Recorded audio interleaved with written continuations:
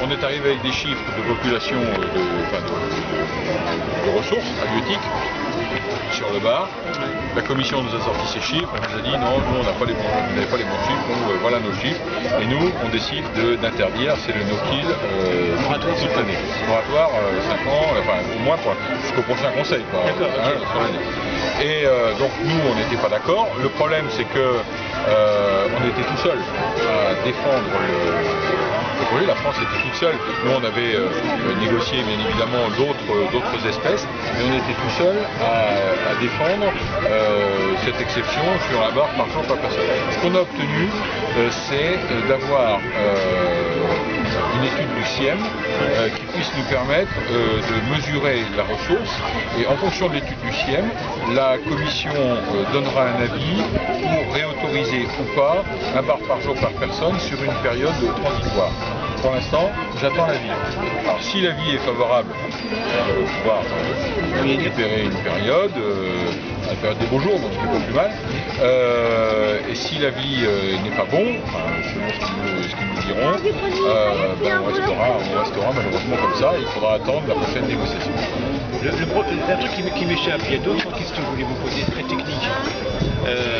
Pourquoi un règlement commun et pas une directive? Parce qu'un règlement, ça s'impose, la règle s'impose à tous de la même manière. Une directive, elle peut se décliner selon les usages locaux. Oui, mais parce que les tacs et quotas, ils sont définis comme ça sur un règlement commun. Et ça ne peut pas bouger, ça. Parce qu'on faudra l'accord des 27, parce que la commission refuse. Ça, c'est la première question. La seconde question, c'était... je veux dire que les pays les plus concernés par la pêche des bars, ça reste encore l'Irlande, l'Angleterre, la France, l'Espagne pour partie, un peu la Belgique, et puis au-delà, on n'est plus 27, on n'est que 5-6 à être occupés par cette question. Oui, bien sûr. Et les autres, ils votent comment? Et pourquoi ils votent comme ça? Les autres, ils ne vont pas porter mal parce que c'est différent, que la question de la pêche récréative n'est pas traitée de la même manière dans ces autres pays.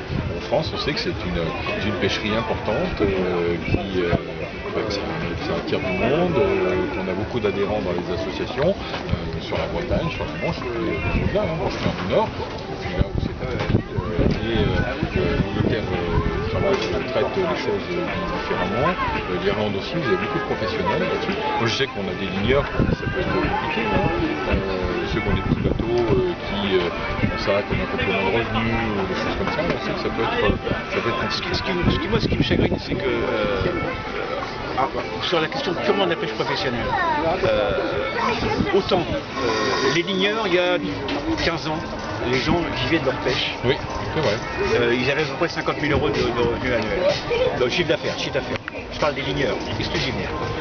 Il en reste 18 sur la côte ouest, la côte est de la Manche et on en avait beaucoup pendant un moment. Et ils arrivaient à en vivre. Maintenant, leurs ressources sont tombées à entre 20 et 25 000 euros de l'activité pêche pure.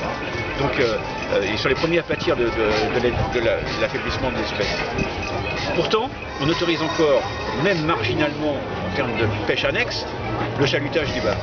Et c'est quoi une pêche annexe? C'est je fais un trait de chalut, je tire une tonne de bar, j'en garde 100 kg, j'en balance 900 kg à la mer. Ça n'a pas de sens.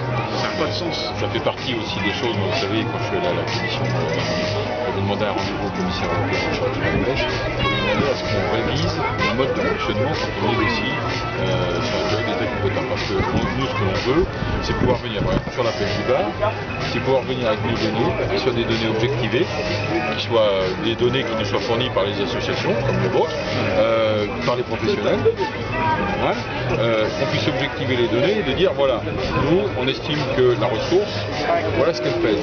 Qu'une pêcherie, si elle est accomplie sur une période de X mois, on ne met pas en péril la ressource, parce qu'il y a la protection, c'est ça la ressource. Mais ça, je sais que vous êtes convaincus là-dessus, il n'y a pas de problème.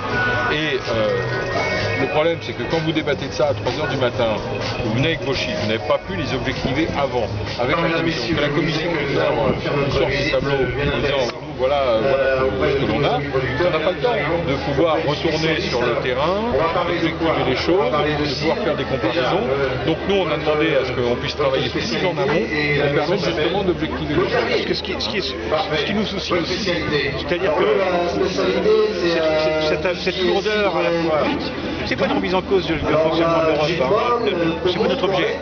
Et je dirais même que nous-mêmes, en tant qu'association, on vous dira que heureusement que l'Europe s'en est mêlée, sinon il n'y aurait plus de. Donc là-dessus, on n'a pas de problème sur cette question-là. Simplement, c'est que la lourdeur du fonctionnement et le poids des lobbies, on n'est quand même pas innocent. Je pense bien que les gens qui n'ont aucun intérêt à la pêche, la Slovaquie ou n'importe quel pays, dont le bar, ils savent même pas ce que ça veut dire, quasiment. Je veux dire, que ces gens-là puissent voter avec le même poids que la France, moi ça m'étonne. Oui, mais ils ne sont pas on est sur d'autres. Non, là c'est seulement